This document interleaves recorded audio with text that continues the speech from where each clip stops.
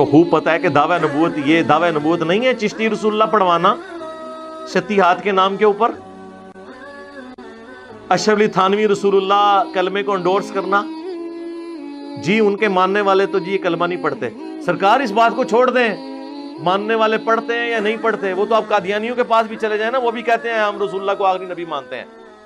لیکن ہم کہتے ہیں آپ نے ویسے ماننا ہے جس طرح قرآن و سنت میں آیا ہے، آپ کی انٹرپریٹیشن نہیں ہم مانیں گے. تو جو چشتی رسول اللہ اور اشرف علی تھانوی رسول اللہ کلمے کا دفاع کر رہے ہیں، گویا وہ اس کے ماننے والے ہیں.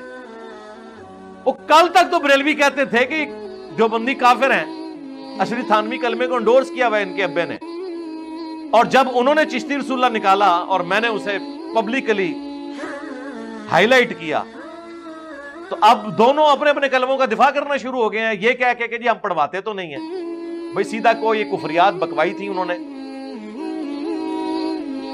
اور سب سے بڑا بزرگ وہ ہے کہ 800 سال سے یہ کتابیں چھپ رہی تھیں. ہمارے سارے 800 سال کے بزرگوں کا علم الغیب فارغ کہ انہیں یہ پتہ ہی نہیں چلا یہ کیا بےہودہ چیز ہے. کتاب بھی تبدیل ہوگی، ہمارے بزرگوں میں اتنی طاقت بھی نہیں کہ اپنی کتابوں میں آئی ہوئی ان چیزوں کو ہائی لائٹ کر سکتے یا بچا سکتے، یعنی ایک ٹن حسن ظن رکھ لیتے ہیں. اور سب سے بڑھ کر ہم نے اب تو اعلیٰ حضرت سے ثابت کر دیا کہ فتاوی رضویہ کے اندر انہوں نے جس کتاب کی تعریف فرمائی ہے 7 سنابل، اس میں بھی فوائد السالکین کے حوالے سے یہ عبارت موجود ہے. ہمارے پاس تو وہ نسخہ ہے جو آج سے 100 سال پرانا ہے، 1311 ہجری کا. اب یہ 1443 ہجری چل رہا ہے. اس میں بھی فارسی میں چشتی رسول اللہ کا واقعہ موجود ہے، اور اعلیٰ حضرت نے اس زمانے میں کہا کہ یہ کتاب رسول اللہ کی بارگاہ میں مقبول ہے.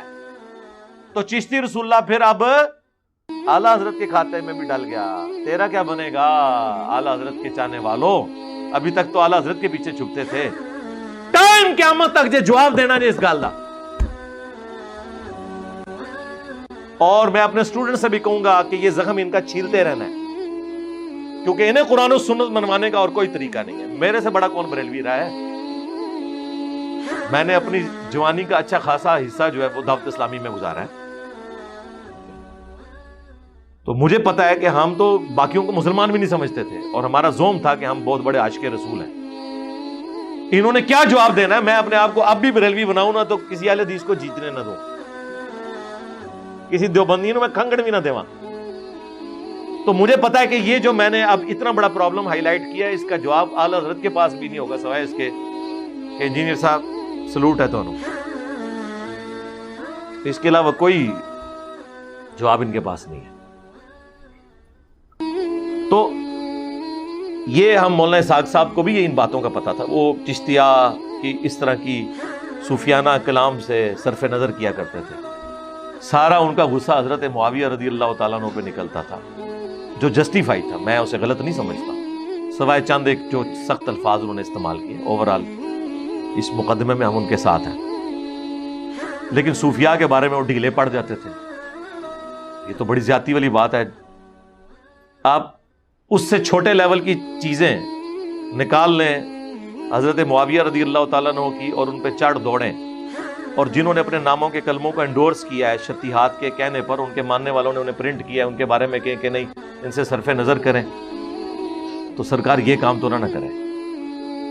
اس میں تو پھر ایک اصول پہ آپ کو کھڑا ہونا ہو، اور یہ وہ واحد وجہ ہے جو مولانا اسحاق صاحب کے اسٹوڈنٹس اور ہمارے اسٹوڈنٹس کے درمیان ایک بون آف کنٹینشن ہے. کہ ہم کہتے ہیں مولانا اسحاق صاحب کا اصول جو حضرت معاویہ کے بارے میں تھا نا، اس سے ورس کنڈیشن میں صوفیاء کے لیے ہونا چاہیے تھا، وہ نہیں تھا. یہ ایک اختلاف کی بات ہے، باقی ساری چیزیں فروعی ہیں. اصل جو عقیدے میں ہمارا بنیادی اختلاف ہے وہ یہ ہے، اور یہ مولانا اسحاق صاحب کی زندگی میں نے ان کے سامنے ہائی لائٹ کیا تھا. دلائل